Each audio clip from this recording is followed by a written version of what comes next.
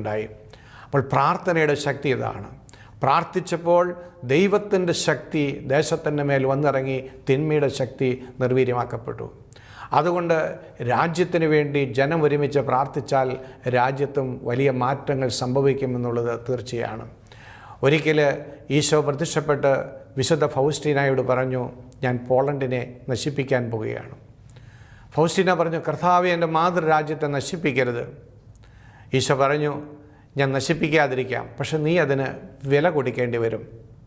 അവൾ പറഞ്ഞു, ഞാൻ എന്ത് സഹനം വേണമെങ്കിലും ഏറ്റെടുക്കാം, എൻ്റെ മാതൃരാജ്യത്തെ രക്ഷിക്കണം, മാതൃരാജ്യത്തോട് കരുണ കാണിക്കണം.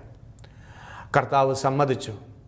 അന്നു മുതൽ സിസ്റ്റർ ഫൗസ്റ്റീന തൻ്റെ ജീവിതം മുഴുവനും തൻ്റെ മാതൃരാജ്യത്തിന് വേണ്ടി ഒരു ബലിയായി സമർപ്പിച്ചു.